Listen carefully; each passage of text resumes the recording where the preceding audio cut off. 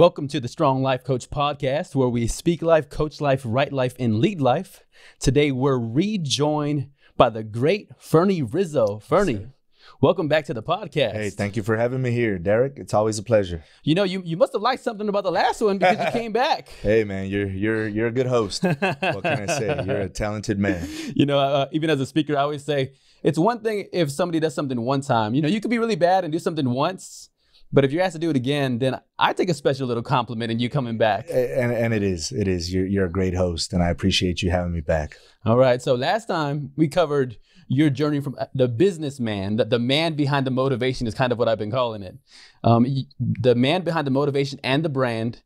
Today, we gave people a sneak preview last time about what you do from a basketball coach perspective. But today, we're actually going to dive in deep and pull back the layers so people listening in can understand what you do in your basketball program to support the community, to look out for the children. And I think it's an exciting journey. I know several times when we were discussing and prepping, I think I'm excited. I know I got the goosebumps again. So that's 2 in a row. So if you come back, we'll have to go for 3 in a row. There you go. 3 for 3. All right. So let's jump into your journey. Where did your basketball journey begin? Middle school, junior high, just wanted to be part of the athletic program in middle school. All my friends were doing it, went from football to basketball. That was pretty much it for me, though. I didn't do the baseball and track thing.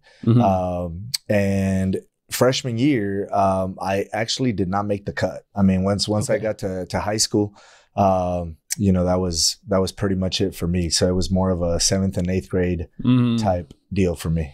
And what was it like getting into that high school level and then going through that cut experience? You're there competing every day for a spot. You're pretty much wanting to make the team, wanting to be part of something. It was right after football season. I think that was hard because football season was over, so I had already missed out on the preseason. And not seeing your name on the list after a few days of tryout, it's hurtful, man. You're a 13-year-old kid. And, you really stop believing in yourself. Yes. I never really tried out again in high school. I stuck to football. So it was emotional, to say the least, because I really, really had a passion for it, wanted to be a part of something. But, not everybody makes it, man. That's right. I mean, Michael Jordan got cut from his JV team, right? That's right. Too bad I didn't become him, though.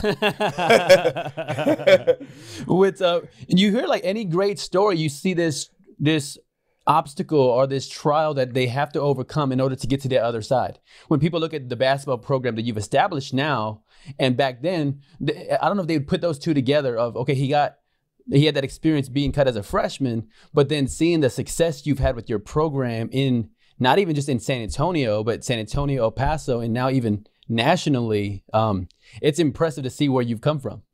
Yeah, a lot of people don't know I got cut. And when they watch this or listen to this, they're probably going to be surprised a little bit. And I'm okay with saying that because, like you said, it's a journey. Yes. And, I stopped believing in myself, never touched a basketball again. My career was in football, high school football. And look at where we are now. That's right. I would have never thought that I'd ever see the basketball court again.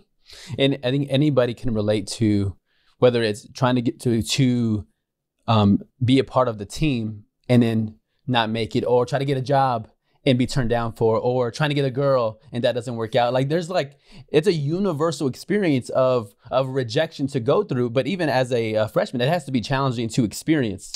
I faced a lot of rejection growing up, man, a lot. And it was tough. Like I said, you don't believe in yourself. You question yourself. You question how good you are at anything. Thank God I was really, really good in the classroom. I was a pretty good football player. There we go. And kind of stuck to that. But yeah, rejection, the more you face it, the more you stop believing in yourself. That's right. And that was, I experienced that, but I think I still had football and academics to fall back on. And I think that's a great principle because sometimes we have the shortcoming in our lives, even for people listening in. They're listening in. There's somebody out there that's having a trial right now or a problem right now or rejection right now. But then to think about what your principle you mentioned of what else is in my life that I can fall back on, to your point? Yeah, what's positive, you know, don't dwell on the negative. Yes. Again, basketball disappeared for me for a while, but I was still active in football, still active in academics. I still had things to look forward to. That's right. And I could have, you know, definitely just given up on myself, but hit the weight room and, you know, wanted to be the best football player I could be moving forward. And then, so for your basketball journey, it had a break. So you had a break from basketball from your freshman year forward. And then what brought you back in your basketball journey? So it's kind of comical, kind of funny. Fast forward 4 years, I'm a freshman in college. My little sister is now 9. You know, my parents have been divorced for a year. They got divorced when I was 16. And my little sister wants to play basketball. So I'm the only brother. You know, I was the only son in the family, the only brother.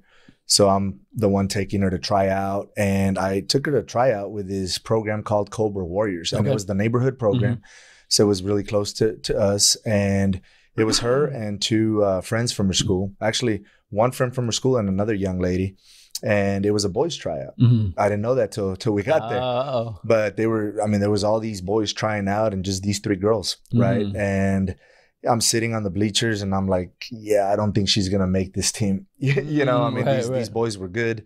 She's a 9-year-old girl. And ironically, Tony, the owner of the Cobra Warriors at the time, approached me after practice and said, hey, are you Laura's brother? And I said, yeah. It's like, how would you like to coach our girls team? And I looked around and I said, talking to me, right? Here's the kid who got cut from his basketball team 4 years before that. And he's like, look, man, she obviously knows how to play because of something. And, you know, she told me you did football in high school. I'm pretty sure you can study the game and learn the game. And that's what I did. I became a student of the game. I wanted my sister to have that opportunity because of what we were going through in our family. You know, she was only 9. She was the baby of the family. I had to be a father figure moving forward. And for me to give her that rejection of, hey, they don't have a team or you didn't make it because you're a girl, you know, she wasn't going to understand those things. And we had just been through heartbreak a year ago, and she was the closest to my dad because she was the baby. That's the reason I took it on. You know, there was only 3 girls at the practice, so obviously we had to do some recruiting, and I put that task on her, and I said, hey, now you got to find some girls to play with you. But that's really, you know, life has a funny way of working out because that's what got me started on this basketball journey is not wanting to disappoint my 9-year-old sister because we had just been through so much disappointment. And having to be the father figure moving forward, I felt the obligation to do something. And one thing we talked a lot about last time was your leadership journey. And this time, it's interesting because we're almost unpackaging more of your leadership journey because we didn't talk a lot about basketball, but somebody else, 4 years from the time you were cut, you were given the opportunity to lead again. And not only lead, but lead in an area where you had a shortcoming before. And again, for people tuning in, I would love for them to take that principle away of, your shortcoming right now, you don't know if there's going to be another opportunity along the way, not just for you to do it, but for you to lead others doing it, which is the opportunity that you had. That's a good way to see it, you know, and I don't think I ever saw it that way. I just saw it as this 17-year-old kid who wanted to coach his sister, give her opportunities. But now that you mention it and thinking about it, I mean, why me? Yes. You know, there was a couple other girls in there. I'm sure Tony knew plenty of guys. His son was coaching the boys team. I'm sure his son had some friends that could coach, but that's where I say is life has a funny way of working out. Just destiny and you know, divine intervention is just interesting. And I didn't think about being cut 4 years ago. I just thought about, I love the game. I love the sport. I love to play it recreationally. Let me just study the ins and outs of it, the X's and O's. I was a football player. I knew the game of football, but I loved the game of basketball. And it was my passion that led me to study it and not think about what happened 4 years ago. But, you know, hey, let's move forward with this and give my sister a great opportunity, you know? And I've seen, like, any great leader, they have a vision for it. There's a need before me. And what need can I help out? What need can I help out with right now? How can I serve? How can I use my gifts to be able to help? And so when people are tuning in, I just want to encourage them, if there's needs around them, fulfill those needs, step into that spot. I know for me, even I think about a trial I went through, which was like, I remember in first grade, for some reason, I was so ashamed of this mole right on my mouth. So I would, like, cover it up when I was speaking. This is first grade. I don't know who told me that or taught me that, but I'm over here talking with my hand almost covering my mouth. My first grade teacher sends me to the counselor, and I am, they talk about having a speech impediment. And I noticed that for me, I would stutter or stammer when I would speak, which you think, if someone who stutters and stammers when they speak, perhaps they're not going to be in a speaking related career, right? Look at you now. Well, the first time somebody asked me to officiate their wedding, I'm going, like, I'm not a pastor. I'm not, like, in the ministry staff. I'm not a priest. I'm nothing like that. I'm a regular insurance guy is where I was when they were asking me. But if you're asking me, I'm going to take it as an honor, and I would love to be able to showcase your love story on your wedding day. Nice. But if I would have let, or we would have let these trials from our past really hold us down, then we wouldn't be able to have some of the success that we're having now, which is such a powerful and beautiful thing. I think it's fear, man. Don't you? I think it's fear of the unknown, fear of failure. And if I was afraid to fail, I wouldn't be where I am now. Right. I mean, I think failure is a part of life. I think that's how you learn. I think getting knocked down, losing my father as an only boy. And you know what? I never had him. I really never did. I say I lost him when my parents got divorced. I think the divorce was the best thing that could have ever happened to our family. I think it was, I think being in that environment of, the drugs to come away from us. I never blame him. I'm very cautious about blaming my father. It's the decision he made, the addiction. I think we were in a better situation, but I think that's what taught me, don't be afraid to fail, man. I mean, I didn't have a mentor growing up. So let me explore, let me see who I am. I wasn't taught by, I didn't have the father-son relationship. I didn't have the father to teach me who I was, to teach me how to shoot a basketball, dribble a basketball, how to throw a football, catch a football, how to throw a baseball, swing a bat. I didn't have that. Everything was self-taught. My poor mother was working 2 jobs. Yes. You know what I'm saying? Just to make ends meet. She was volunteering at the school to make sure we stayed in school. And I felt like I needed to be the father figure and not disappoint my little sister. If basketball is what she wanted to play, then I was going to study the game and I was going to do whatever it took to be her coach. Wow. And here we are 25 years later, and what a journey it's been. Yes. Now, how long did you spend in that role in coaching? This is because you were in college and then I was a freshman in college. And then how long did you stay in that role coaching in that environment? So it was funny because we went from the Cobra Warriors. Tony let go of the organization. A buddy of mine, Richie, and I, we started the Lower Valley Wildcats. His sister and my sister were playing together. They were the same grade level. May she rest in peace. She passed away at a very, very young age. And we started the Lower Valley Wildcats, and we actually made the AAU Nationals in 4 years after we started this organization. Oh, wow. So it must have been 97. We are the Lower Valley Wildcats, and we're in AAU Nationals, AAU Amateur Athletic Union, one of the biggest organizations in the country for amateur sports. So we're doing nationals. I think I'm I'm still in college at the time, actually. Wow. And Richie and I are running this girls team. And now we get some boys teams. And in 2000, we started the El Paso Tribe. So it went to the Tribe. So here we are. I mean, they're young kids, and, we're young, and we're in our early 20s, and we're coaching these kids. And now we're doubling in teams, tripling in teams. Now we have boys playing for us. And then I got my college degree, and I still kept doing the youth basketball movement. It was my 6th year doing it. And here I am as a first year teacher, first year high school football coach. And I got approached by the varsity head girls coach at the campus at Hanks High School in El Paso to coach her freshman girls basketball team, because something unfortunate had happened with her freshman girls coach. And, you know, I was pretty surprised. Rhonda Letts is a legend in El Paso, great high school basketball coach, for her to be approaching me, this 23-year-old high school football coach, you know.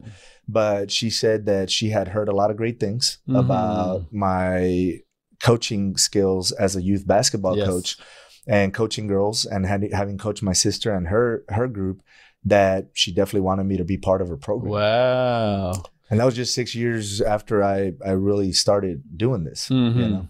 So you becoming coach at the high school level was really, it came because you began volunteering first. Absolutely. And again, I think there's a great lesson there when it comes to volunteering and the amount of leadership it teaches you working as a volunteer leader, and when then you're volunteering your time to be able to invest in other people.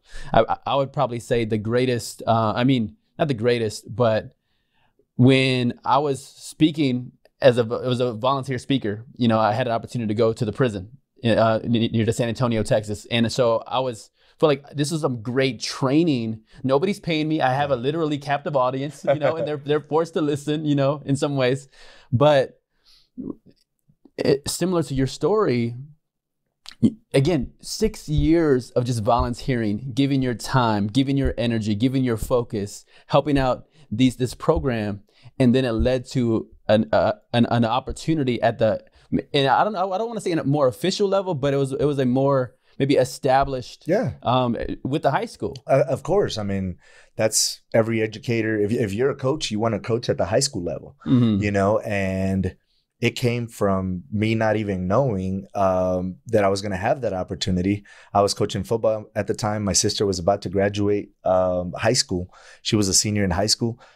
So I didn't know where the volunteering was going to lead me. I pretty much did it for her, you know, and like you said, unpaid for 6 years, just this young kid who enjoyed doing what he did. Yes. But studying the game for 6 years, and the lessons I learned about coaching kids, and the lessons I learned, you know, game management on the court, and for Rhonda to approach me and offer me this position, and, you know, it's a stipend, small stipend, but you're still getting paid to do what you love. Wow. I was like, really? You can get paid for doing this? You know, even football. I was coaching football, and I want to thank Ron Dirks for giving me the opportunity out of college to hire me as a high school football coach. I was doing what I loved, man. And I was doing for kids what my mentors and coaches had done for me. And we talked about that last time. I wanted to be that guy. And to get paid for it was an added bonus. I honestly would have done it for free in high school, because the teaching was my salary. I could have coached for free, but, you know, you need a little bit of compensation for those hours you put in outside of the classroom. Then I love the idea of volunteering. So as we think about people tuning in, I want them to really grab this point, this idea of finding somewhere to volunteer. And we talk about it when it comes to preparing our kids, or the kids when they're in high school for their college applications, those scholarships. Absolutely. But it's not just colleges, and it's not just scholarships, but even the future job that you could be that could be at your fingertips in 6 years from now, 4 years from now, or who knows what opportunity will come forward. But the volunteering has to start now. It does. And giving back now. And like I told you before, I got accepted to Notre Dame coming out of high school, and it was my community service. I think I was doing some work outside of basketball with a youth group, anti-drug, anti-gang group, and then you add the coaching on top of that. For a prestigious campus like Notre Dame to offer me a scholarship, wow, I think that went a long way, because that community service, you're doing it. I was doing something I loved. Yes. But when you give of yourself, not expecting anything in return, you know, but just internal benefit, internal satisfaction, it goes a long way. And I think schools like Notre Dame and employers start looking for that. And if you do something you love, you really don't get cared if you get paid or not. That's right. That's not why you're doing it, but you never know where it's going to lead. And I think that's what you're getting at is, what if it leads to greater opportunities? Yes. So don't worry about the pay. Don't worry about the monetary rewards. It's all about the intrinsic reward. You know, and if the intrinsic reward satisfies you and fulfills you, then you're headed down the right path. Yes. Now, so you did that. You went 6 years the volunteer level, then you were transitioning into this role at the high school level. Then how long did that last, or what happened next in your basketball coaching journey? Yeah, I was still volunteering. I was still running the tribe, the tribe program. But funny story is that's actually how my wife and I met. Okay. I was coaching at her alma mater, Hanks High School, and she was coaching at the rival high school. So when she was a player at Hanks, her rival school was Eastwood. Well, that's where she was coaching when I started coaching. And I remember her thinking I was very arrogant when we first met. Oh, yeah. You know, hard to believe, right? But I thought the same of her. Isn't that funny? Okay. Because I knew of her name coaching girls basketball at Hanks. I knew who she was. I just had never met her or seen her. But she, to this day, still holds the assist record on that campus. Wow. All I heard from all the coaches was how amazing that group with Nikki, Marley, and Ronnie, that's what she went by in high school, how amazing they were walking that campus. Probably the best group, one of the best group of girls to come out of that campus, and lost by 1 point on a missed layup at the buzzer in the state playoffs. That's all I ever heard. So when I met her, you know, I was like, oh, the same arrogance she saw in me, you know, but she was coaching for the rival. And that's how we actually met for the first time. Right. And, you know, we obviously didn't like each other's arrogance. But ironically, I went back to football the following year because I was only the interim that year because of the unfortunate situation that happened with a freshman coach, that Veronica actually applied for that position and got the freshman job the following year. So, you know, her credentials were probably better than mine on that campus. So you applied for that role too, and she applied? No, I didn't apply. I didn't apply because like I said, I didn't apply in the first place. It was something I was asked to do to help out. And I didn't expect to have that job the following year. But the fact that she was in that position, I was like, okay, I remember her. So, you know, one Saturday, she wasn't able to make a game. So I was asked to help out because I already had a established reputation there. And I went to one of her practices to kind of see what sets she ran and what defense. And I got to see her again. And I was able to coach her team. And it was just that one game. And the following year, so fast forward to year 3 that I'm an educator, Rhonda retired and Patty Mullaney takes over the program. And Patty asked me to come on her staff. And I came on her staff that year. But fast forward to year 4, I was actually asked to make a decision. It was a crossroads for me because I was coaching both. I was a freshman head basketball coach, freshman head football coach. And I was about to get promoted to varsity assistant on the girls basketball side.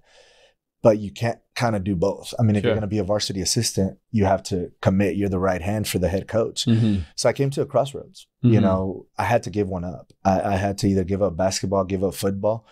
And like I said, destiny has a funny way of working out because through much debate of where my passion was, and it was in both. And I mean, I just had to weigh the pros, the cons, and I chose basketball. And that was in, holy cow, 2003. And here we are now, fast forward 16 years, and I'm very glad I made that decision. So if I understand this right, your volunteer journey of 6 years volunteering led you to having the opportunity to be able to have the role at the high school level, which led you to meet your wife. Yes. Which, again, when I think about people listening, I'm like, you know, I know we have some single people listening. They're like, hey, what do I got to do to find the one? Yeah. You know, maybe you start volunteering. Maybe you start giving to your community, and you don't know the opportunities that will be opening up to you, including for you. I mean, you have an entire family that came from this. Correct. I met her in 2000. So I started teaching in 2000. That's when I coached. That year's when we met. But just met at a game, right? Coached against each other. The following year, I coached her team. The following year, she takes a varsity job at Riverside High School, which is one of the rivals of my alma mater in El Paso, which is Isleta High School. And now she's the head coach over there. And I see her. So now I'm coaching JV. That's, 3 years removed from college. And I see her at her JV team. So she's not coaching the JV. She's the head coach, but she's in the stands watching her JV team. And I see her and I remember her and I go up to congratulate her, congratulate her on getting the head coaching job. And of course I'm happy because I get a basketball job at Hanks back. But we get to talking and I think we started dating that year. We started dating that year and we have a family now, and it's crazy the way you see it, the way you saw it, because if I don't ever volunteer at the age of 17 to coach my sister because I feel like I'm her father figure and feel that obligation, do I meet Veronica? Wow. Right? Do I meet her 4 years later? Do we get married and build this wonderful family we have now? That's my journey. From volunteering. Yes. You know what I'm saying? From saying yes to Tony for something I wasn't confident I knew how to do. Yes. I had never coached basketball. I hadn't played high school basketball. I'm a big basketball fan. I'm a big basketball fan. I played junior high ball, but I became a student of the game, man. And you talk about volunteering and not getting paid for it. It was the opposite for me.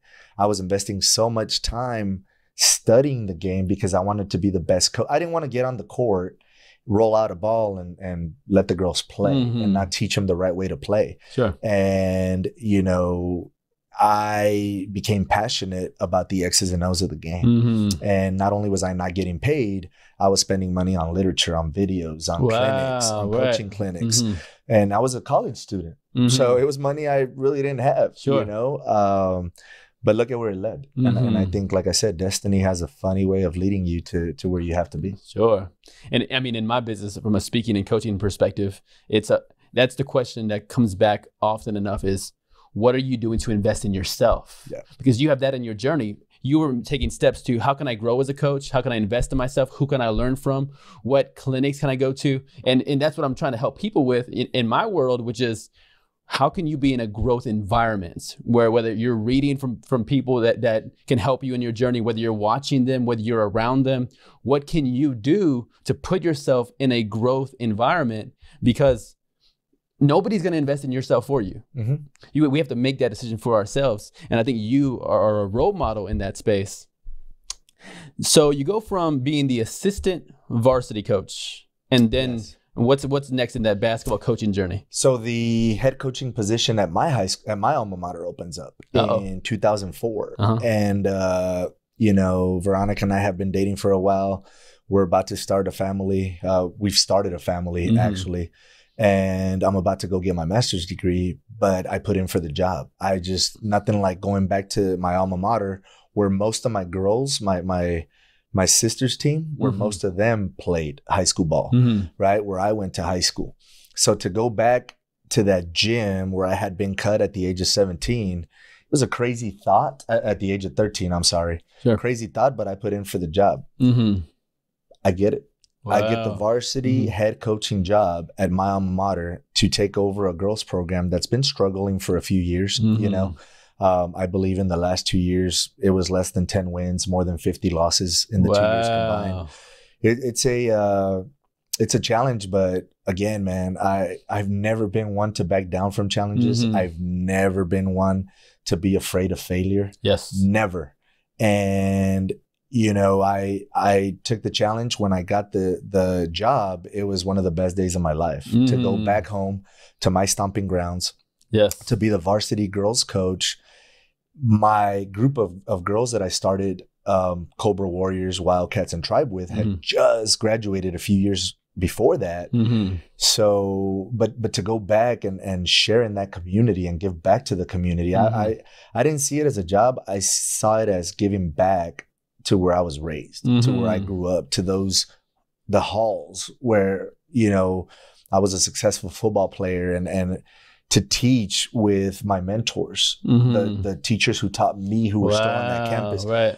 It was a big turning point in my life, man. And I did that for 6 years. And the first year, I still remember that we won 13 games and lost 18. Which from before, how was that? You said it was 10 losses, 10 wins, a little over bit less 2 than years. 10 wins over 2 years, between 5 and 10 wins and more than 50 losses. Got it. Yeah, so an average of about 5 and 25 record. So then 13 and 18 is a dramatic improvement. Not to me, right? I'm not to you. Okay. Overachiever. Everybody's telling me how great we did and how great the program did. And I'm thinking to myself, we're 5 games under 500. But I've always been hard on myself. Sure. You know, it's not that I've wanted more. It's just that 13 and 18 to me is still a losing record, you know, but again, I had to sit back and observe and listen to the people outside tell me what great of a job they had seen from these young ladies stepping on the court and the improvement they had shown. And 13 wins, we had won more games in 1 year than the last 2-3 years combined. Yes. So I had to sit back and listen to that to keep me motivated to keep doing this, because you feel like a failure. Sure. It's like, hey, we still have a losing record. We didn't accomplish our goal of being 500 my first year, which was our goal going in, win as many games as we lost. But it made me more hungry. Yes. What could I have done better as a coach to help these young ladies be successful? I never wanted to hear, well, it's because you didn't have the talent or you didn't have this. I don't believe in those things, man. What could you have done to help those young ladies display more talent on the court? Sure. Right? Those games that we lost, what could I have done different to win?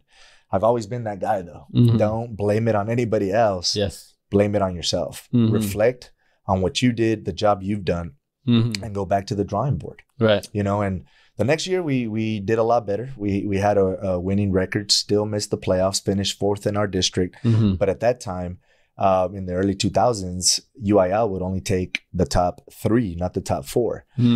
But year 3, we make the playoffs. We play for a by-district championship. Nice. Yeah, year 3, we have a winning record. We play for a by-district championship. Unfortunately, we lost to a very, very, good program in the city. And 4th year, we don't make the playoffs. So again, reflection time. Yes. Right. I had one senior on the team, and the group coming up the following year, which is my 5th year there, is the junior high group I started with. So that's technically my group. That's the group that when I first got the job, we did camps with. We taught them our program, our style. Man, we won over 20 games that year. Whoa, we went 22 and we went 20 and 13 in the regular season. And it was the first time since 1981 that Isleta High School had a chance to win the district championship. They hadn't won district since 1981. We play in the district championship and lose by 5. It was devastating. Man. Devastating. It would have been the first district championship trophy on that campus on the girls' side, on girls' basketball side, at that time in 27 years, 28 years. And God, it was heartbreaking. So we play in by district and we play Andrews High School, same high school we played a couple years before that. And we lose by 2. Oh, no. 2 points to advance in the state playoffs. But when it was all said and done, man, after 6 years of varsity coaching, I felt like I left that program in a good state. Yes. You know, was able to, maybe we didn't accomplish the goal of district championships, but we ended up sending 5 girls to play college basketball. Right. That was a success in 6 years. 5 girls went and played college basketball. And it was my alma mater. That's big time. Five playing college basketball, that's big time. And it was huge for us. It was huge for our community, for our program. We made our name for ourselves again for Isleta High School. And, you know, we left the competitive program back when we moved to San Antonio. After that, in 2010, we just moved over here.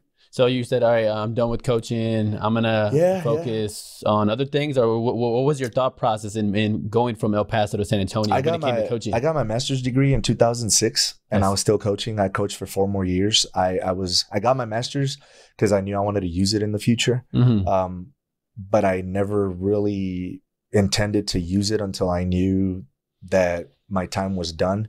And in 2010, just kind of felt like I wanted to raise my family somewhere else. And we moved to San Antonio, and I put that master's to use by becoming an assistant principal. So I left the teaching and coaching in school. I left that behind and became an administrator. And then so coaching was done. Coaching was done, man. I was done. I was done coaching. I was working long hours. I moved here to be an administrator.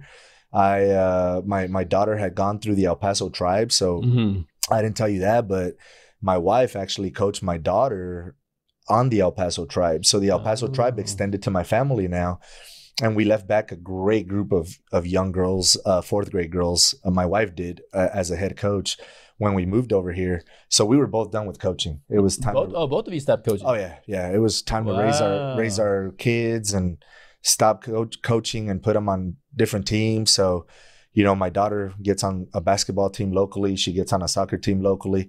My sons start playing football, and I'm just doing the school administration thing, right, for 1 year. And I'm like, okay, my coaching days are done. I've put in my time. This is 2010.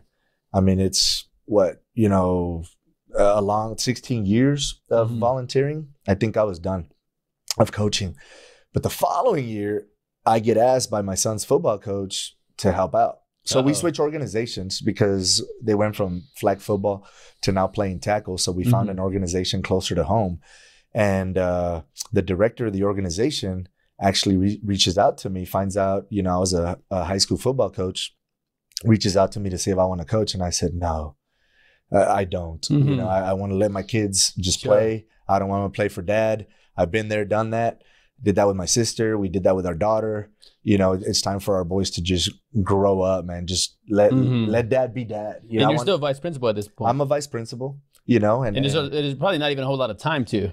There isn't, you know, but you still have the weekends because I'm in middle school. I'm a school administrator in middle school. So there's the occasional Saturday tournament or so, but I still have the weekends. I still have some evenings because now it's year 2 of administration. So now I know the system, right?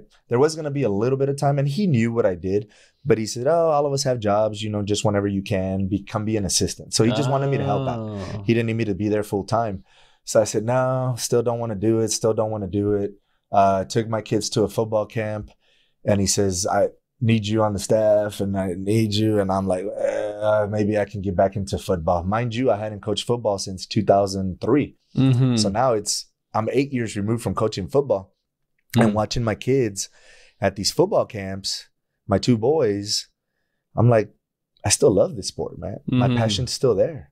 So I'm like, I do want to go back and coach football. Became a football assistant again. So came back. Came back full circle. Now I'm doing it for my own kids. Started with my sister. Now I'm doing it for my own children. Wow. Right? Okay. How crazy is that?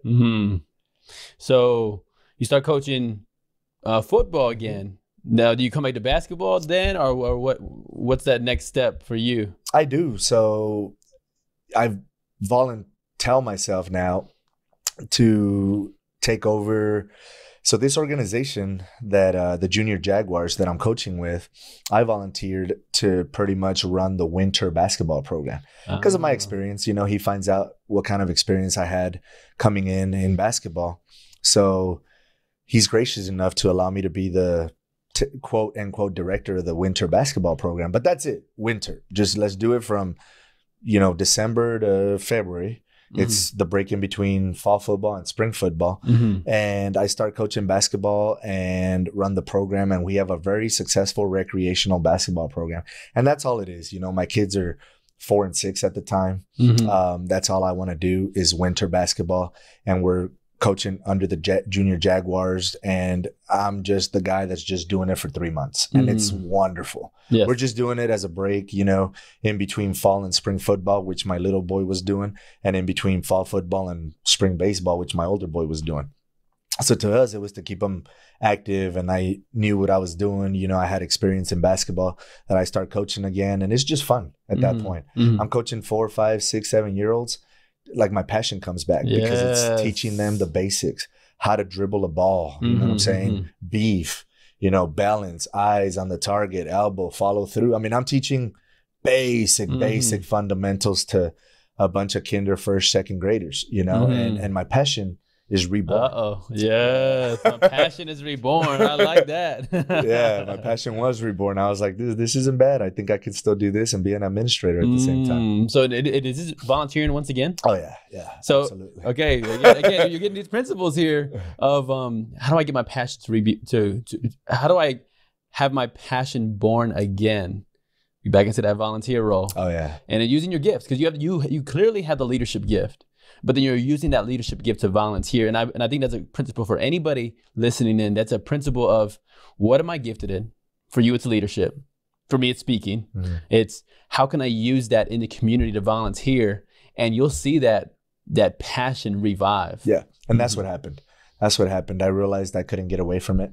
Now it's my kids, you know, and I'm coaching my boys. And I mean, who better really to be a part of that and not miss out on them growing up, to do for Caden and Ian what my father didn't do for me. Wow. Right. So not only was my passion in volunteering reborn, I've been a lifelong volunteer, man. That's all I've ever known. But the passion of doing for my boys what wasn't done for me by my father, to be that dad. So not only was it the volunteer passion, it was the God, thank you for the opportunity to be for them what my father wasn't for me. I taught them, man. I started them in T-ball when we were in El Paso before we moved here, to teach them and the baseball coaches out there will laugh at me, but to teach them the alligator, to get the glove down and scoop it up with your non-glove hand, call it the alligator, and teach them the skateboard. Those were the fundamentals I was teaching. Oh, right. But I taught my sons that my father never really did, you know. And I bring up that terminology because, you know, teach them at their level. Yes. You know, and to teach them alligator, skateboard, and they learn and they get old and now they know how to scoop and turn and throw. You know, I love baseball, never have been a baseball coach, but coaching those years in T-ball, it's a blessing. I've never seen it as a responsibility. It's been more of a blessing of being able to coach my own kids, to do for them what my dad never did for me. And teach them how to throw a ball, how to catch a pass, how to throw a football, how to catch a football, how to shoot a basketball, how to dribble it. Yes. I've been their basketball coach their whole life. So those things to me fulfill me, fulfill my destiny. Yes. I'm going to look back at this one day and say, I don't have regrets. Come on. I like that. And there's something about legacy that comes to my mind, because there's a element of our legacy that we're passing on what was done for us. But then there's also a part of your journey that's, I'm going to create a new legacy. That my dad didn't give me this legacy. He didn't pass this on to me, but I'm going to create something new so that when my kids look at me, they're going to be able to go, my dad gave me the example to follow as a dad. They were there for me. He was there for me. He supported me. He invested in me. He taught me. All of those things are now what your children can say about you. And now they have the example to give to their children. You know, I grew up in public housing, man, and I grew up with a dad who made the wrong choices. And a lot of my peers in those projects that I grew up with on the streets, they made the wrong choice. Wow. They took what they learned at home and they became that person. Wow. They went to jail. They became the wife beater. They became the drug addict. They got shot and killed. I was blessed to not make that decision and take the different route and teach my kids, this is who I grew up. This is not how you're going to grow up. That's right. This is how I grew up, but not you. I'm not going to make excuses of my father. A lot of times my dad would make the excuse of, I never had a father. He never did. He never met his dad.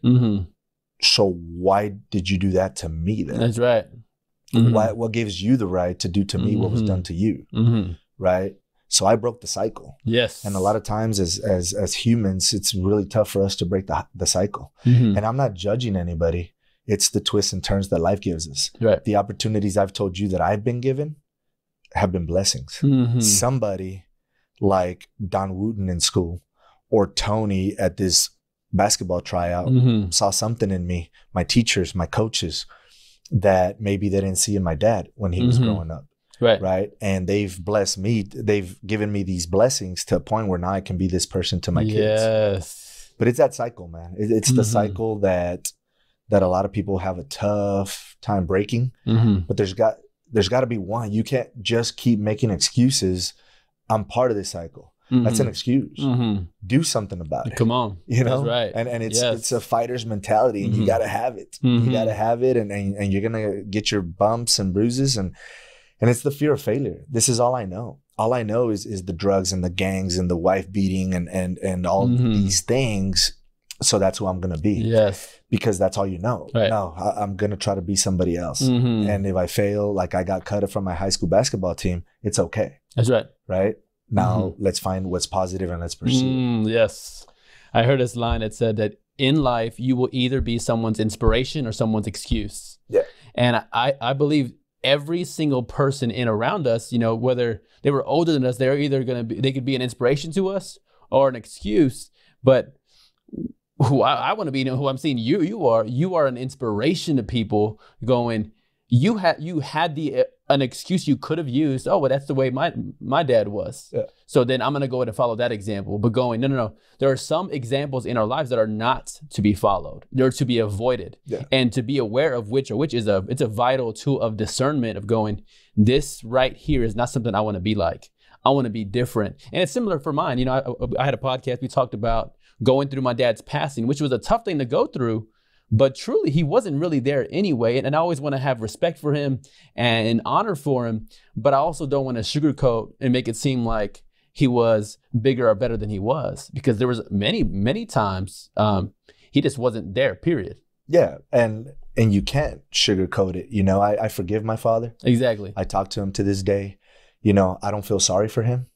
I don't. He made his choices. That's right. And you're right. It was, I could have used the excuse. And I grew up in that environment. I grew up in the shootings, the gangs, the drugs. I was offered all the time to join. And the mentors I had around me, my teachers, the academics, the success I was facing, you know, on the football field, that was my gang. My football team was my gang. That's why I'm so passionate when I coach, because it's not about the wins and losses. It's about the environment, the structure. Yes. This might be somebody's future. This might be the way somebody who is feeling down and out emotionally. This might be their way out. They might look forward to basketball practice every day. I don't think my coaches knew that in high school, that football was my gang. Those Friday night games, that's where I let it all out, man. I was a defensive back, just hitting people, right? That was my outlet, you know, and it's great. It was great for me, you know, but we just have to get to that point where I'm not going to make the excuse of not having brothers and the only dad I ever knew wasn't a role model. Let me be somebody else. And it's been a blessing for me. And that's why I started coaching again, moving to San Antonio, because I was going to be that teacher for my boys. Yes, I love that. When you think about your coaching style, what sets you apart as a coach? Teaching the IQ, I think, man. I think any of us can study the skills. Anybody can pick up a book and teach a drill. I think teaching the intangibles, right? Every game after a win or loss, right? I've always told the parents in my program this, and I've always told the players this. You learn more about yourself after a 30-point loss than you do a 30-point win. However, after every game, we will huddle up and each individual young man will have to tell me a positive and a negative. So if we just won by 30, everybody's going to find a positive, right?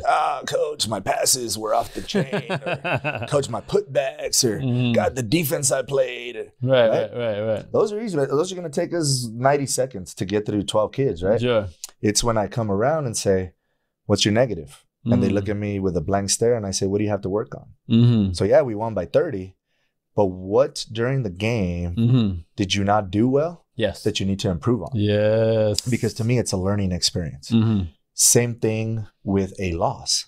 Wow. Okay. Nobody wants to be lectured after losing by 30. Coach, we already know we didn't shoot the ball well. Coach, we already know we didn't defend well. Coach, we already know we had 20 turnovers. Yeah. Right? So all I do is, hey, here are the stats. Numbers don't lie. But now tell me, What's your negative? That one's easy. We lost by 30. Yep. Right? I turned the ball over too much. I didn't play defense. I didn't slide my feet. I didn't chase the ball on the rebound. We didn't get to the 50-50 balls, right? It's when you get to the positive and they look at you with a blank stare and say, we just lost by 30. And, you know, a kid who rarely plays in close games looks at you and tells you, I gave you positive minutes. I gave the team positive minutes. I went in there and gave, man, you just lost by 30 and you gave us positive minutes. Yes. That's huge. What do you mean by positive minutes? I went in there, maybe I didn't score, but I got 3 rebounds, coach. I got an assist. I got a steal. I got 2 deflections. And that's how individual players grow, right? To me, I think what separates me as a coach for the last 25 years is not the wins and losses, not the trophies. You know what we do with trophies? And this is great. And I think that's why kids love playing for us at every level, is after we win a trophy, when we win the league championship or win a tournament, the kids get to vote on the player of the tournament. And that kid gets to take the trophy home. Okay. Right? And that's special for them. Right? Because as a coach, I would keep all the trophies when I first started, right? Sure. It was my, hey, these are the trophies that I helped my team to. And then after a while, my wife helped me realize, like, where the heck are you going to put all these? And they start collecting dust, and then they break when you move. And I'm like, what are these trophies for? What am I doing with them?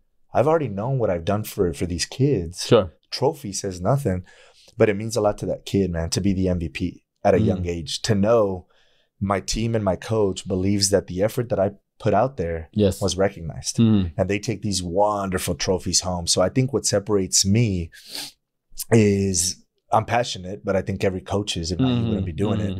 But teaching the game, teaching the IQ, you know, and I think what triggered me one time was what triggered me to realize that about me, because you always have to hear it from somebody else, I think. I'm not a guy that's going to give myself a lot of credit.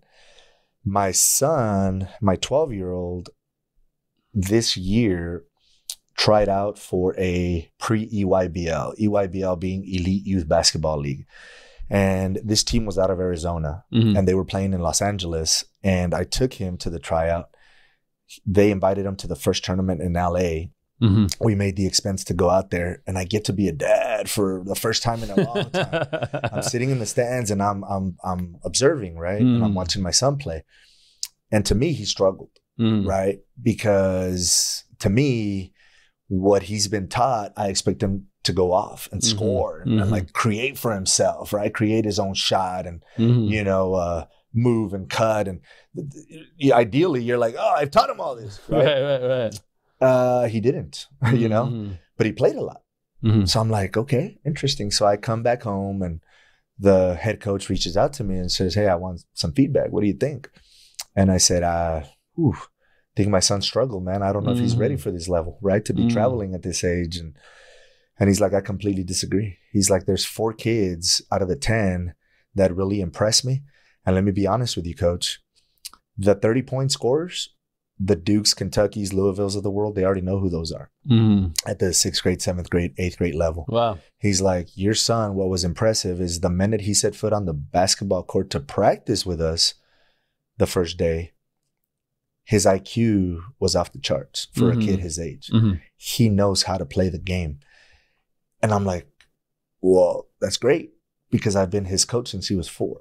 So to me, it told me, it really was the first time I heard from somebody else that it's more than teaching skill. It's teaching IQ. Yes. IQ being the knowledge of the game.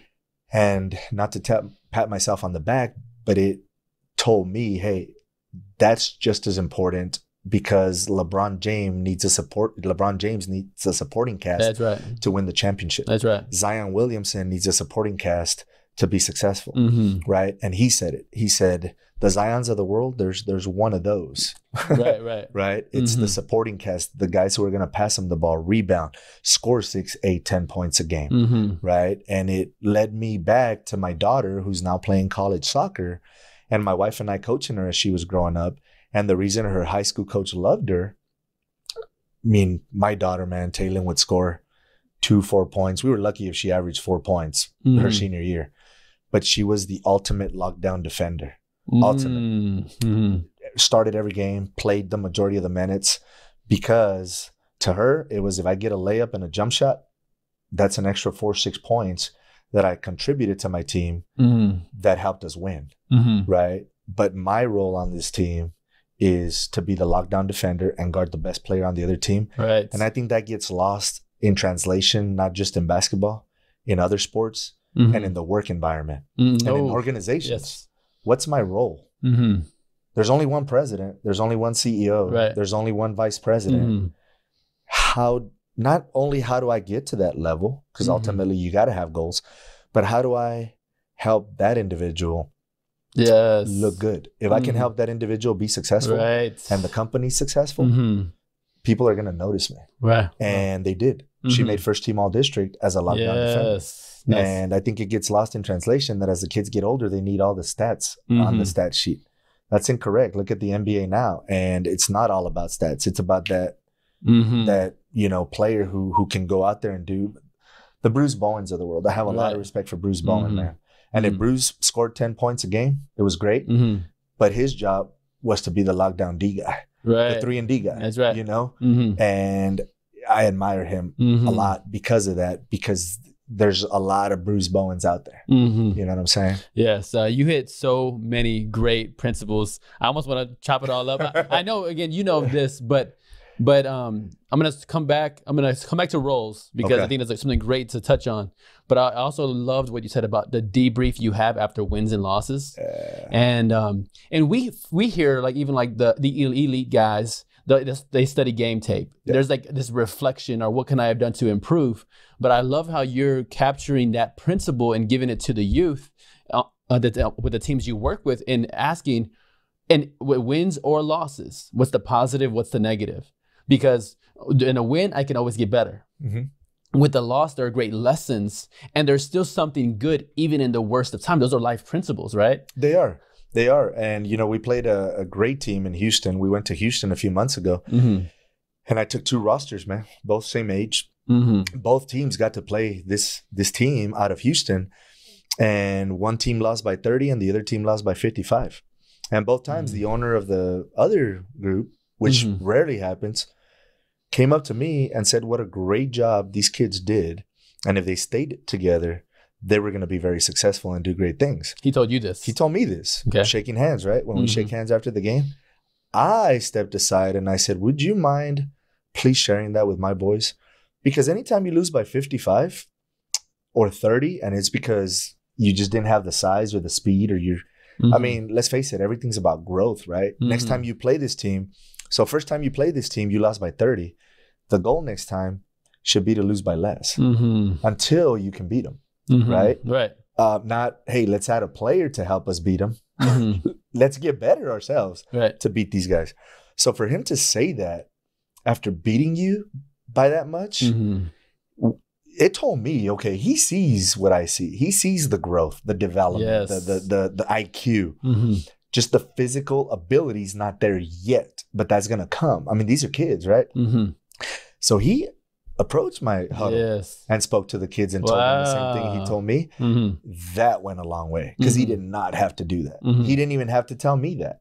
Right? He could have walked off the court, because I'm sure he beats a lot of teams. And that tournament, they ended up winning. And the least they won by was 20, you know? So he didn't have to share that. And for him to tell that to our kids, I think that's part of the growth process. And that tells you as a coach, and it's that IQ, it's it's just that physical ability, that consistency is still not there. You know what I'm saying? But as they get older, it'll be there.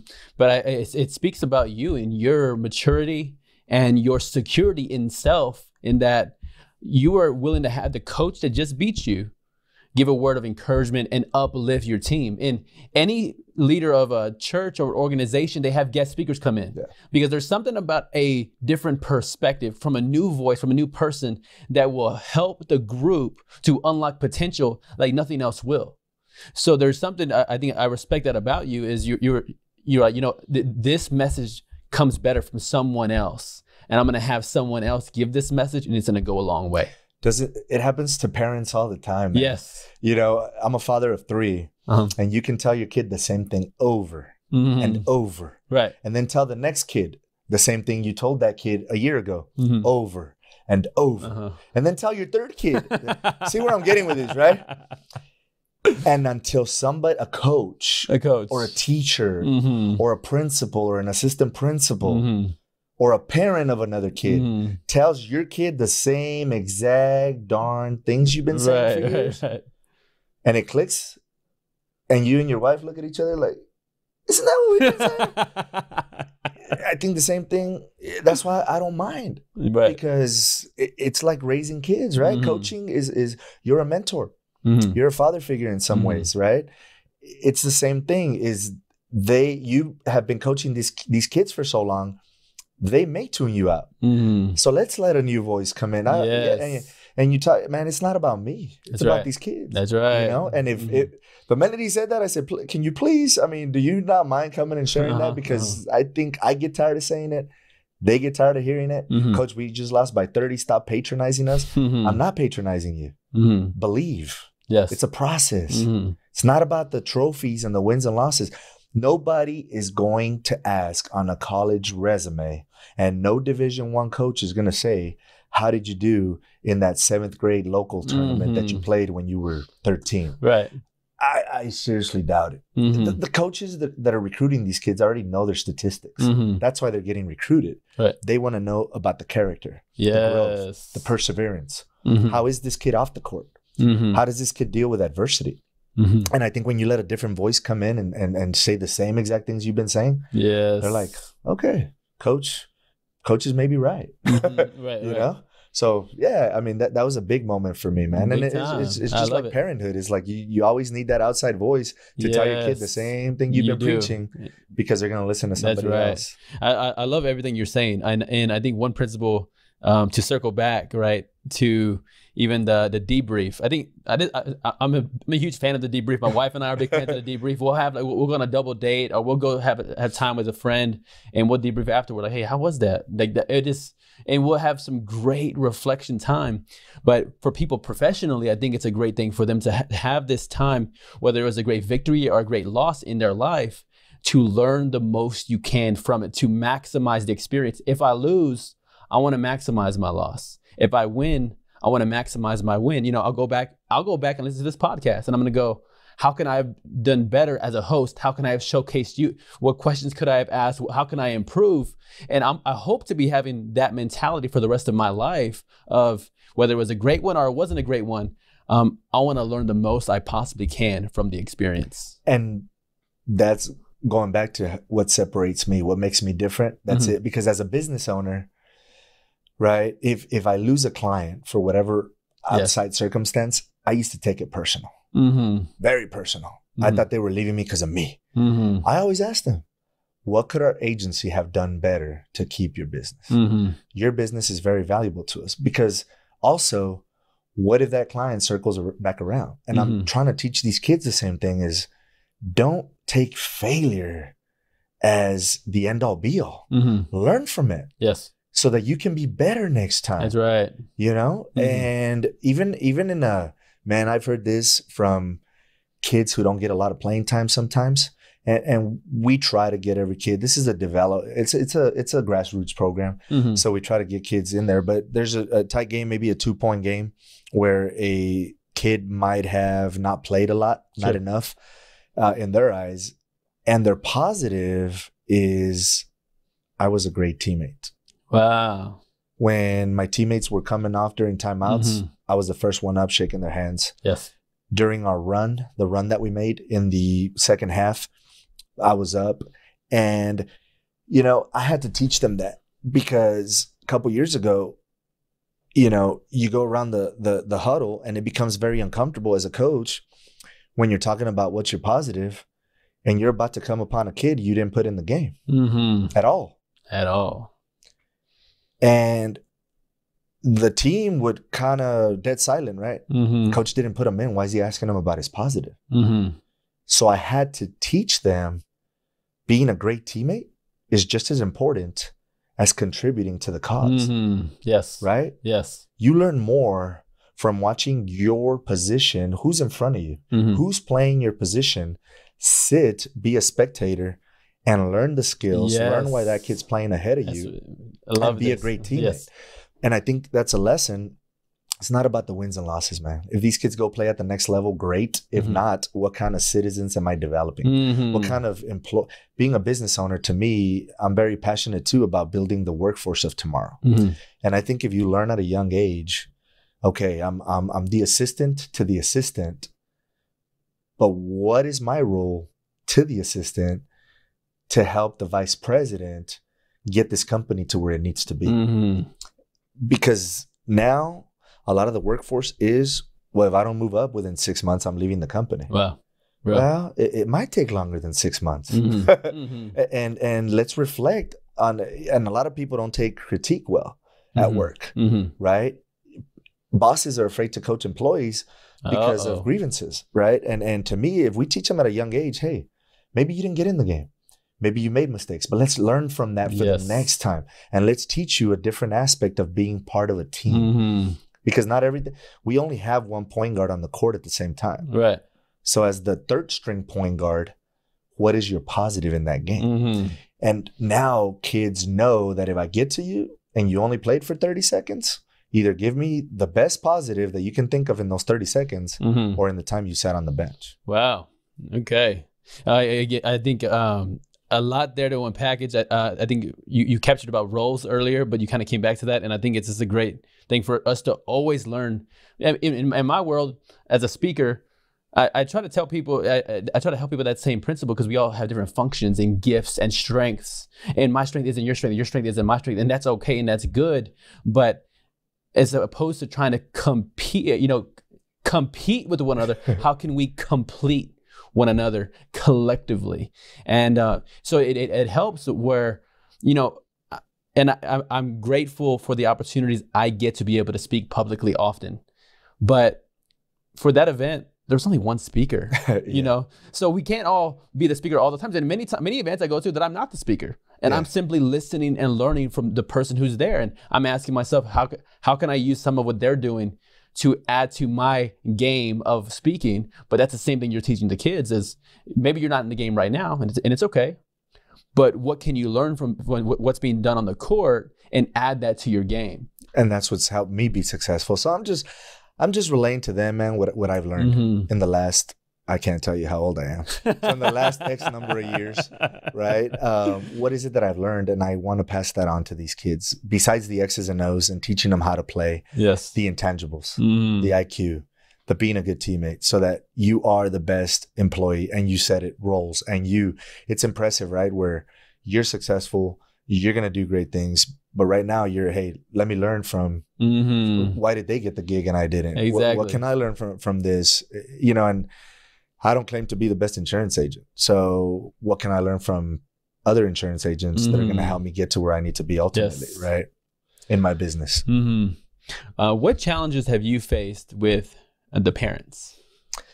Man, none, right? I mean, none parents. At all whatsoever. I think you laugh because you've asked this question from other people in the past, right? Any challenge that I expect, I mean, nothing unexpected. Honestly, that's a great question. But I think the toughest one, and it's not because of me, it's because of the child. I think it's the unreasonable expectations. I think not seeing the big picture is the big challenge, is not being on the same page, right? Where a parent has a vision of their kid that as a coach, I don't, or my assistants don't. Right. We have a 24-hour rule, and we have it for a reason, because the adrenaline's rushing on both sides. And we don't want a parent to say something they're going to regret, or a coach to say something they're going to regret. Yeah. Some parents don't follow that. Tell me more about, what do you mean 24-hour rule? What is so the game ends at 8:00 on a Friday night. Let's wait until Saturday night, Sunday, Monday, at least 24 hours. So Saturday night would be the earliest that I would expect. And 24 hours is being not exactly 24 hours. Right. Game ends on Friday at 8, maybe Saturday at 2, everybody's cooled off. To me, the rule is just cool off. Yes. Analyze. Ask your kid the question you're going to ask the coach, which 75% of the time is, why didn't you play? Right? I'm sure the kid will tell you why they didn't play, or why are you on this roster and not this roster, right? We're so caught up on A, B, C, right? A team, B team, C team. We get so caught up on that. Let's ask the kid first. So I think the challenge is have a conversation with your child and have reasonable expectations. And if there's still an issue, then all three of us talk. Why is it coach or director and parent when the child should be part of that? Oh, wow. Because we have to teach the child to be vocal. And we have to ask, do you feel the same way? Uh-oh. Because 95% of the time, the child's going to say, I didn't work hard at practice. Coach told me to hustle and I didn't. Parent doesn't know that because they dropped the kid off, came back 2 hours later to pick him up, right? So I think it's unreasonable expectations. And it's very few parents. I'm very, very blessed with the parents we have. I really am. But I think it's a culture you establish that when the rumor gets out that tryouts are coming up, that parents are going to ask, well, how is he? You know, that parent is honest. Dude's a good coach.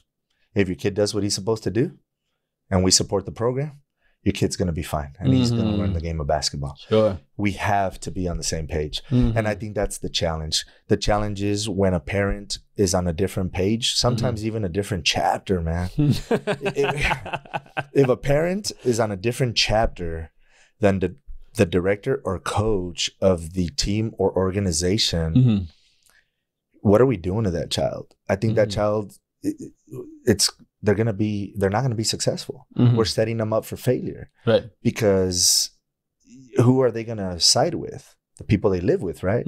So when there's not, and that's a big challenge, is how do you get a parent to communicate verbally, not with a 500 character text. I mean, I don't know why you laugh, because, and a lot of coaches out there, I'm sure, thinking the same thing I'm thinking right now is, why don't we pick up the phone and have conversations nowadays? Right. I'm a texter. I hate to talk on the phone. But if I'm about to send a 500 character text, and I don't want that to come back to me, right? I'm going to pick up the phone. Sure. And call, because number one, it's very informal, right? You know, but I'm tired. You know which text I'm talking about, right? And I'm like, let's just pick up the phone and talk, because I think, you know, a lot gets lost in text messaging or in an email, where I think there's a lot of fear now about, well, I can't pick up the phone and call because, you know, what if I'm wrong? And I don't mind. Tell me what you have a problem with. Let's talk about it, because it's your child's success that's at stake. And there's parents that won't do that, that just won't talk. And instead, they don't like something about your program. They tell their kid what they don't like about their program. Their kid's struggling at practice, struggling in a game. And you know it's because you don't see eye to eye. And that child's in the middle. Wow. You know, so that's a big challenge, man. I think that's what it comes down to. We may need to do a parenting podcast on the coaching. We may need to chop that one up. Hey, you bring a group of coaches in here and they'll tell you the same thing. And I think it comes down to, hey, you're the parent. That's your child, right? You are ultimately responsible for that child's success. It takes a village to raise a child. Yes. And if we're not on this, why aren't we on the same page? Let's talk about it. But it's when you don't want to talk about it, right? And you won't call the coach, or the coach reaches out to you and you don't call back, and you just text, hey, I'm busy right now. Sure. And there's never a conversation before the next game. You're right. I think there needs to be a podcast on that, because we need to have reasonable expectations for my kids. I told you about my son, and I thought I had taught him to be the best offensive player on any team, right? And I knew he wasn't. But you think you've taught him all these skills and tactics and moves and shots, and, you know, and then he gets on a team and he scores 2 points in 20 minutes. And you're like, hey, you forget there's more to it than that. Right. That's right. And you have to have a conversation with that coach, and you guys have to give feedback to each other. Right. And I've grown in that arena, is giving feedback to a parent also. So that they know, hey, we're on the same page, and I just want to make sure we are. Right. XYZ is what your son's got to work on to get to the next level. Wow. Again, I think consider this your official invitation for the parenting, coaching, parenting podcast. Maybe next one we could do. I'd be more than happy. But I'm not an expert, but I have a lot to share. You have a lot of experience. I have a lot of experience, and that experience can help so many people in a lot of arenas. And I'm a parent myself, and I'm a dad on the baseball field, soccer field. Never coached those two sports, and I've had to take the back seat. I've had to be the guy to communicate. We have had to be the parents to send my daughter when she had a problem with her soccer coach. Have you talked to your coach? Go talk to your coach. I'm not going to go talk to your coach. You're a freshman in high school, honey. You're a sophomore in high school. You go talk to your coach. Hey. You go ask your coach the questions you're asking me. You go share your frustration with your coach. You are a young adult. Wow. And when you teach your kid to be verbal, to communicate for themselves, right? That goes a long way. Yes. You're teaching them accountability. And your coach is going to tell you to your face why you didn't play or what you need to work on, right? And until we have to get involved, we won't get involved. If I feel like you're doing my child wrong and you're dealing with their emotions and self-esteem, and it's a self-esteem issue and it's affecting the household, then the parents need to intervene. Sure. But it's why did my daughter not play, or why did she not play more than this other player, or why isn't she going on this trip with this team, or why wasn't she put on this roster? Right. That's not my conversation to have. That's my child's conversation to have. Now, let me challenge something you said. You said you're not the expert. I appreciate your modesty. But if you're not the expert, I don't know who is. Because you got the master's degree, you got the vice principal experience, you got the teacher experience, you got the coaching experience, you got the volunteer coaching experience. If you're not the expert, you have a lot to offer, man. You have the parenting experience. I have a lot to offer. Yeah, if you're not, you're gonna have to introduce me to who the expert is. Hey, but there's somebody out there. but I have a lot to offer. I may not be the expert, but I do have a lot to offer in that arena. I really do. Well, great. Thank you for that. I appreciate that. So, what's next for your basketball program? Great question, man. So the tribe, the El Paso tribe. I didn't tell you this, but the Junior Jaguars, once the director left the organization, we went out on our own. I stopped coaching football. We started the Texas tribe. We've been the Texas tribe since 2016, and that phased in from the Junior Jaguars. So we went from being just a winter program to a year-round program. So I said, why not the tribe? We were the tribe. We started the tribe. I have the logo, right? So we became the Texas tribe. We've been the Texas tribe for the last 3 years. We've grown from one. So the reason the tribe started is my 12-year-old now, when he was 9, said he wanted to play year-round basketball. And my wife and I agreed he's probably the basketball player in the family. So I started his team. Then it grew to my older son, who's now going to be 15, wanting to play year-round. Wow. So it went to his team. Then it went to, hey, do you do other age groups? If I find somebody that's willing to coach. So we started. So we grew to about 60 kids. Wow. And sixth grade levels. That's what we've been for the last couple of years. First year, like I said, we were only the one team. My older son's team was just the recreational team. Well, coming to find out, my soon-to-be 15-year-old now, and this is amazing, right? So my soon-to-be 15-year-old was just the kid. He was the starting quarterback and the utility baseball player, right? Who hit top of the lineup, somewhere in the top of the lineup forever. All of a sudden, in the last 12 months, he confronted us, and this was a difficult conversation, and said, if it's okay with you guys, I'm not going to do club baseball. I want to stick to basketball because that's what I want to pursue at the next level. This was his third sport, mind you. It was tough for us because we always envisioned him being that baseball player in college, possibly minor leagues, try out for the majors, right? Because he's that talented. He's that gifted. We had to take a back seat and say, it's not our dream. It's this kid's dream. Wow.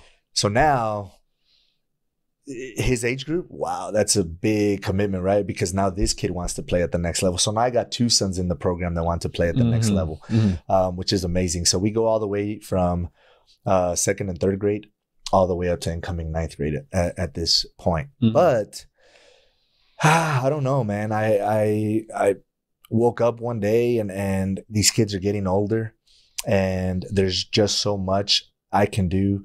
For me, it's never been about the brand. That's why Cobra Warriors. That's why Wildcats. That's why Tribe. That's why we became the Jaguars, right? Mm-hmm. It's not about the brand. It's what you're teaching, the product you're delivering. Mm-hmm.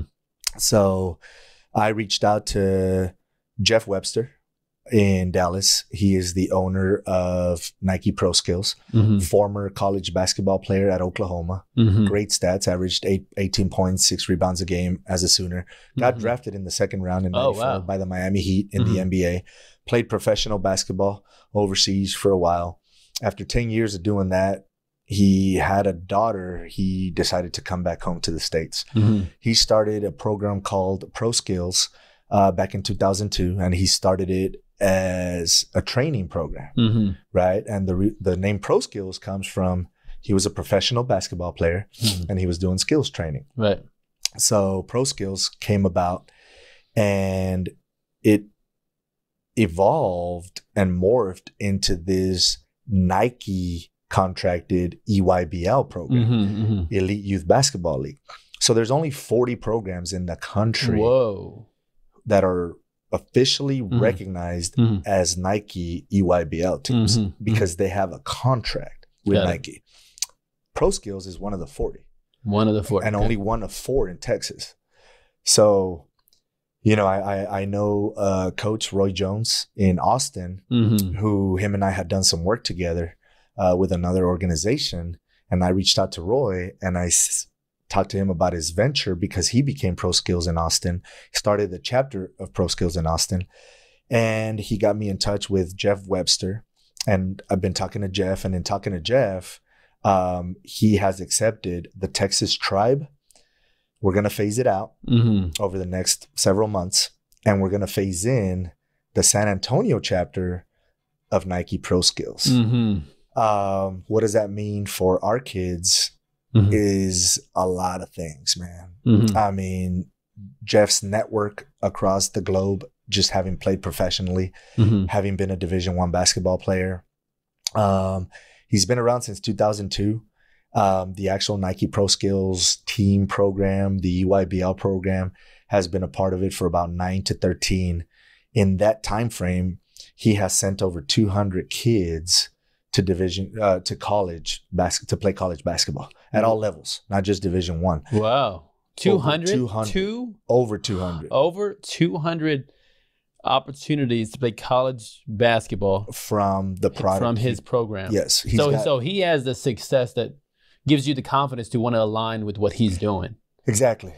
The blood, sweat, and tears I've put into the tribe, I mean, that means a lot to me, man. Mm. It was a lot of sacrifice, just sacrifice after sacrifice that people don't see to build the Texas Tribe brand.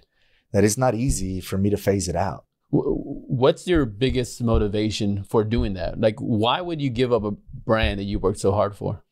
What I just told you, you know, it's the national brand, national recognition Yes. that ProSkills brings to San Antonio. Mm-hmm.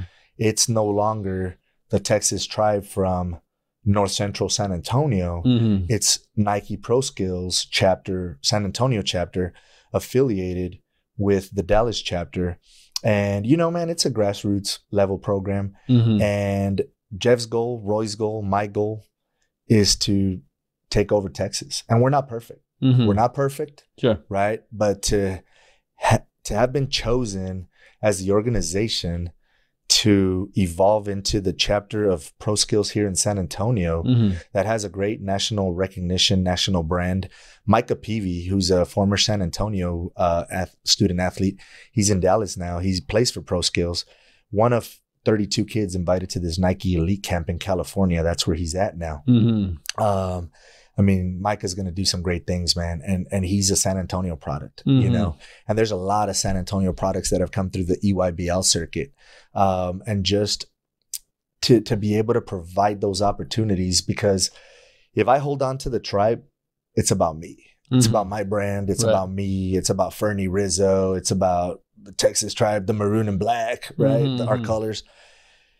I just woke up one day and said, it's not about that. It's not about the brand. It's about if one of my players grows to be 6'6", 6'8", 6'9", if the ball handle grows, the shooting becomes consistent to the point where this kid gets to play at the Dukes, the Villanovas, the Virginias, the big major Division I schools, is they have the opportunity in Dallas, which is 5 hours away, to now play for this ProSkills EYBL program, which we're a part of, and we're all one big family. To me, it's about family. And when Jeff and I spoke about starting the chapter in San Antonio, I love that. The fact that he gave up on his career to raise his family and started a grassroots basketball program and said to me, this is not my program, man. It's our program. Yes. You're the director in San Antonio. So we're about to embark on that journey, and it's just special, man. Jarrett Culver, number 6 draft pick in the NBA, played for Texas Tech, ProSkills kid. Oh, wow. You know, so he has the brand recognition, the name recognition of people who have gone at really every level of the sport of basketball. Absolutely. And it's because of him, the product he puts out there, the flexibility he gives us as directors, Roy Jones in Austin, myself here in San Antonio. We're a big family. This is the Nike ProSkills family. This isn't the 60 Texas Tribe kids in San Antonio anymore. This is the hundreds and hundreds and hundreds of kids that are going to be coming through our ProSkills family who, hey, not everybody wants to play at the next level. True. But the kids that do, maybe not everybody will be ready for the next level. But what is the next level? For some kids, it's Division I. For some kids, it's Division II, NAIA, junior college. Whatever that level is for that kid, we have the opportunity for that child, right? So we're going to evolve into every grade level, having an academy team, a select team, and a national team. The academy team is for those kids who aren't ready yet, who need the training, the coaching, the local leagues, local tournaments.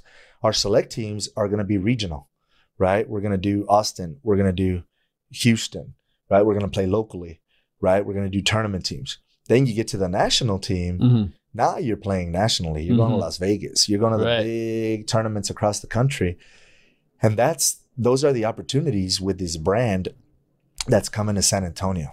That I think the talent is really spread out across the city. I really do. I think there's a lot of talented coaches, talented players. And I think, we just spread it out too thin because there's organizations like mine, Texas Tribe, popping up. Mine's only been around for 3 years in San Antonio. And they're springing up every month, every day, every week, right? And we want the ProSkills family to be the place where kids have the national recognition, the national exposure, the brand, to be able to help them get to the next level if that's where they feel they belong. And if they don't, we still teach the IQ. Jeff isn't asking me to change anything we do, right? So we're still going to keep teaching the same principles we always teach, the positives, the negatives, the growth as an individual player, as a person. So I'm excited, man. I really am excited about this change we're about to embark on. Yes, I'm thrilled about the opportunity you're having. And I love so much about your humility about it, to put ego aside, put your own brand that you built aside, but to ask the question, what's best for all of the children, all the kids, all of the young men that you're influencing, to give them the best opportunity to be the most successful they can be. Yeah, and for me, maybe I get to watch my daughter play a little bit more college soccer, man. One of the sacrifices a lot of people don't realize when you run your own program or own organization, a standalone organization, is my daughter plays college soccer. And a lot of times my wife's having to make that trip on her own because I'm at a basketball event. I'm at a tournament. I'm at a league game on a Friday night, and she plays on Saturday. I don't want to be that father. I don't want to be that guy that missed out on his daughter's college soccer career. And I made 6 games last year, but I could have made double that. But I'm in a basketball tournament. And the reason I bring that up is because we are recruiting quality people to come join our staff. Yes. Quality people that know what they're doing, that have the same philosophy, same vision we do, that are here for the kids. That's going to free me up to not have to coach 4 or 5 teams. Yes. Right. And miss on my daughter's college soccer career. Yes. And just grow this brand, the Nike ProSkills brand. And like I'm telling you, I hope people out there realize it's never been about Fernie Rizo. It's never been about the Tribe brand per se. We are flattered and honored. We are about to phase out Tribe in the next few months and phase in the ProSkills brand. And we're honored we were the chosen ones. We really are. Yes. And I love your vision. I love your vision for each group of the kids coming up, but also of this, all the sacrifices you've made thus far, but your vision of ultimately what you can do, what steps you can make to be present. And the quote you used stands out to me of, I don't want to be that dad. And the kind of father you want to be, the kind of dad you want to be, and what kind of support you want to be able to provide with your physical presence. I think it's huge. Like I told you, my dad wasn't there for me, and I don't want to reminisce, to look back someday and say, man, I spent so much time building my own brand that I missed out on this. And my daughter's about to be a sophomore in college. She's team captain at HBU. Go Huskies, dogs up, and hashtag dogs up. And these next 3 years are huge for me, man, to be there, to be that supportive father. And I think the Nike ProSkills, we don't need to brand. The brand is there. I'm just the director, and I'm very honored and flattered to be the director. And it's the same philosophy I build my own brand on. So it's a great mesh, right? Just a great fit. And it's really hard to find a fit out there that you can just take your entity and merge it with another entity and give up your entity and your brand and give up everything you ever fought to establish and went through the blood, sweat, and tears. But Jeff is that guy. All right. To bring it in for a landing here, I do want to ask, what would you say brings out the kid in you? Well, let me say this before that. Your brand, to me, being around you, your leadership, your style, you're passionate, you have tenacity, you're determined, you're focused, you're driven. Now, which those are incredible qualities. Now, this other element of you, what would you say brings out the kid in you? That's a good one, man, because I hardly get to experience that side of me. But I'll give you a funny story that my wife is like, you're such a kid. We were in Vegas and we were celebrating our anniversary in Las Vegas. And we're on our way from dinner to one of the, fancy casino hotels there, because we'd stayed there before. We wanted to kind of visit it. And I see this guy in a Red Sox jersey, and he is like on FaceTime and he's yelling, and I'm like, is he like, what's going on? It's late at night, mind you, right? So you're like, oh my goodness. He's like, I just saw Kemba Walker. And I mean, I'm a big Celtics fan, and people wonder, you're in San Antonio, how are you a Celtics fan? Long story, 11 years old. You were either Larry Bird, Magic Johnson fan. I fell in love with Larry Bird and the Celtics and never really jumped off the bandwagon. But I respect the Spurs. That's the team. That's the team I root for. 80 games a year, except for 2. Oh, okay. So, anyways, I go up to the guy and I said, "Hey, I'm sorry, but I think I overheard you say this." He's like, "They're all over the casino. They're in there." Like, he's just as excited. He's grown man too. Right. So we go in. We're looking, and security's like, "Oh, they're all over the place." Well, mind you, it's already past 11 o'clock. We find a group of Team USA coaches. Sure. Lounging, and they're like, they went up to the room, and I take a picture. Coach Carlissimo's there, and another one of the coaches on staff, and we have a good conversation. He says, "Hey, here's my number. Go ahead and call me tomorrow. See what I can do." We get on the list. We get into the Team USA practice. That's the kid in me, man. I'm taking pictures. I'm taking video. I'm on Facebook Live. I'm watching these guys, these NBA players, just scrimmage, and I'm floor level. I mean, this is at the Mendenhall Center at UNLV. And being a big Celtics fan, Marcus Smart, Jaylen Brown, Jason Tatum, and Kemba Walker are all on the roster. That's right. So I'm like hunting them down, like scoping them out, like trying not to be that guy, right? But being very professional, sitting in the bleachers.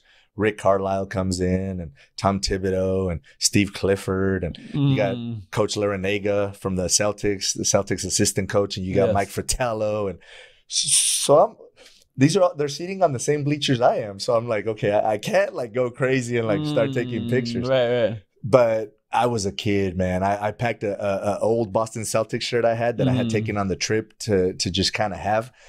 And I'm there and I buy a Sharpie. I tell the Uber driver to stop by the grocery store to buy a Sharpie. I mean, when you say kid, you know, I'm like, and the Uber driver, older gentleman, tells my wife, like, he's high energy. That's what he says. And then my wife says, it's like having 3 kids at home. And so to answer your question, I think that's what does it for me, man. Just, you know, the way I grew up, and I grew up in El Paso, and we didn't have professional sports there. And just these professional sport venues and the teams and being around celebrities just makes me a kid, man. And that's a funny story, because we were there for our anniversary.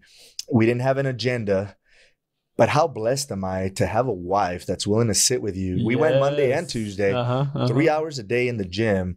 But the story tops off on a good note. We ended up getting all 4 autographs on that shirt by going up to them individually. And we got a picture of all 4 of them, and we're going to frame that in the kids' loft. And my excuse is it's going to be in the boys' loft, in the kids' loft, but that's going to be as much mine as it is theirs. Because that's the kid in me. I love it.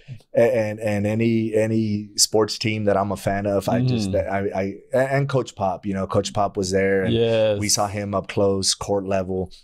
I love Pop. You know, Pop is a legend, and Pop was being Pop. We, you know, hollered at him and tried to get his autograph and said hi, you know, gave us a nod, got straight on the bus. I'm like, that's just Popovich, you know, for you. But big sports fan, man. Just anytime I can be at a sports event, professional sports event, and I think it's my upbringing. I just didn't have those opportunities. And to be able to say that I'm blessed to have those opportunities, I share. My wife makes fun of me because I share in it with my boys, because they're 13 and 15 and I'm a grown man. But I'm sharing in the opportunities with them and these experiences with them. No doubt. You know? Completely. And that's the kid in me, man. That's just it right there. I love it.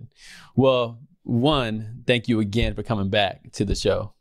2, you're welcome. You're welcome to come back again. So we have to figure out another time for you to come back, whether we talk about parenting or I figured we could probably do a whole podcast even on Pop.